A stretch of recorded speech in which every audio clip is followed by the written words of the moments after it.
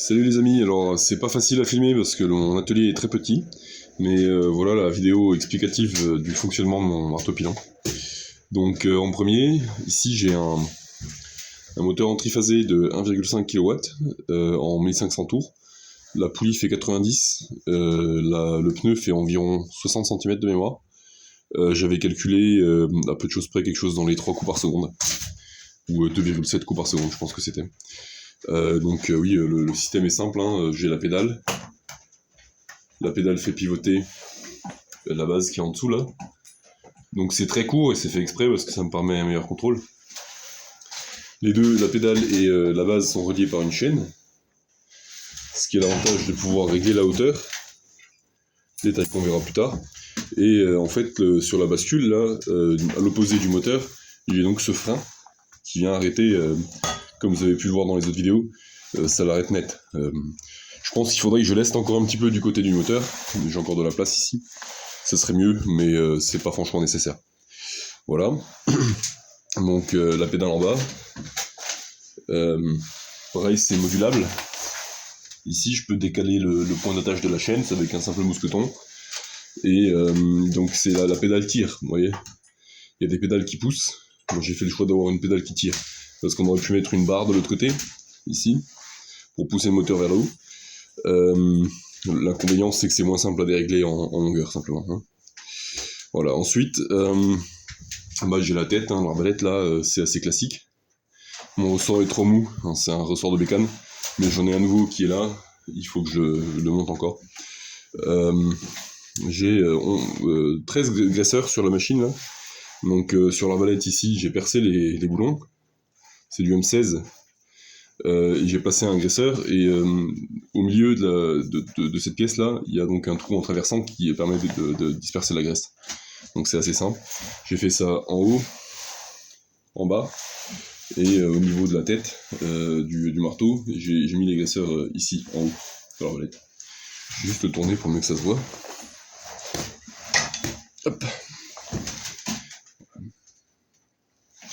En haut ici, donc c'est tout acier sur acier, juste en haut ici j'ai mis un roulement là, enfin un palier en bronze, mais tout le reste c'est simplement acier sur acier.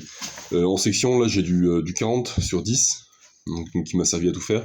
Ça c'est épais là, j'ai 30/70, vous voyez, donc j'ai une grande surface de contact, je pense que ça va jamais s'user. Et en bas pareil, hein, j'ai du 40/10, mais en simple du coup parce que ça suffit de toute façon. Et pour avoir la plus grande surface de contact, j'ai doublé avec des plaques de 40 encore. Et sur le 40/10, j'ai ajouté 5 mm de matière là, vous voyez, pour augmenter la surface de frottement partout, quoi. Voilà, le guide, il faut que je prenne un peu de recul. Le guide c'est des cornières soudées, donc ça s'est un peu déformé à la soudure, je pense que c'est assez normal. Et à l'intérieur j'ai mis des glissières. Donc c'est aussi simplement du fer en fait, hein, c'est glisse fer sur fer, mais vu que j'ai des graisseurs sur la partie basse, ici, il y en a 4, hein, et qui sont déréglables, j'ai largement compensé la déformation à la soudure de la construction en cornière, et ça me pose pas de problème. L'alignement est pas foufou, mais je pense que pour un bricolage comme ça, vous voyez, c'est honnête. Et ça bouge un peu encore, hein, il faut que je resserre les glissières encore. Maintenant qu'il est un peu rodé, ça fonctionne, avant ça bloquait les bouts de glissières. Donc la masse fait 25 kg, hein. La base en dessous doit faire dans les 250-300 kg au total, et l'ensemble de la machine doit faire presque 400 kg. Ensuite, j'ai ici là les 6 boulons en M12, 3 de chaque côté, donc je peux défaire rapidement avec une clé cric, et j'installe un petit vérin hydraulique ici. Donc je peux faire coulisser toute la partie travaillante de haut en bas. J'ai 300 mm d'envergure, ce qui est vachement bien.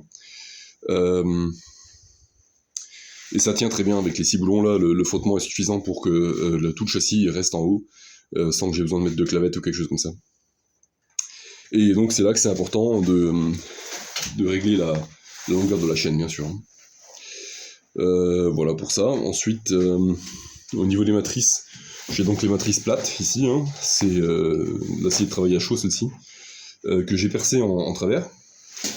Et il faut que je remonte la masse, donc régler la hauteur de frappe, Et j'ai ici, j'en ai déjà fait un petit assortiment, vous voyez, toutes sortes de matrices là pour... celle-ci par exemple, c'est pour forger l'arête centrale d'une pointe de lance, que je peux installer là-dessus donc.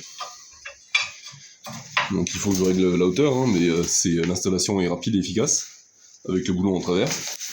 Et je me suis fait aussi sur mon enclume un bloc pour pouvoir mettre les matrices, pour les utiliser à la main aussi. Voilà. Donc ça c'est interchangeable.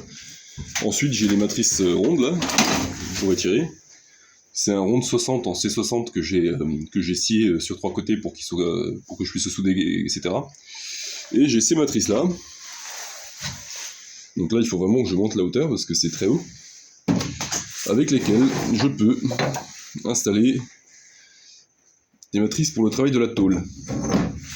Donc j'ai les creux et j'ai les boules. Enfin j'espère pas trop avoir les boules avec cette machine. Voilà. Et ma foi ça fonctionne, c'est drôlement violent et il faut vraiment faire attention à ses doigts. Mais ouais, ça fait le boulot quoi. Donc je pense avoir fait le tour. Et une chose aussi qu'on voit pas de devant, c'est que j'ai installé un contrepoids ici. Dans le pneu, vous voyez, j'ai soudé des bouts de ferraille là, directement sur la jante, hein, en prenant soin à ce que mon renfort passe là. Et j'ai dimensionné ça fait à peu près un quart de la masse tombante. Et par rapport au levier, hein, donc le levier qui est là, c'est le double. Donc ça me fait un contrepoids qui équivaut à la moitié de la masse tombante. Voilà, c'était complètement arbitraire, mais ça fonctionne. Et là-haut, vous voyez, j'ai donc deux profilés en U que j'ai soudés l'un sur l'autre. Et on voit pas trop bien parce qu'il n'y a pas beaucoup de lumière, mais il y a deux paliers qui servent d'axe pour la roue. Le tube, la colonne derrière, c'est un tube de 100 x 100 x 10 mm d'épaisseur que j'ai rempli de sable pour pas que ça fasse de bruit. Et la plaque en bas là, ça fait 550 sur 650 de tête et 15 mm d'épais, donc c'est bien lourd aussi. J'ai boulonné avec 6 fois M12 sur un plan en béton qui est posé au sol parce que vous voyez là, je suis dans un container et sans ça fonctionnait pas quoi. Je pouvais pas le poser sur le sol du container. Et voilà, ma foi, j'ai pas grand chose à ajouter. Merci à tous pour vos conseils. Et puis là, j'ai vraiment une machine dont je suis très satisfait, qui me permet de bien jouer.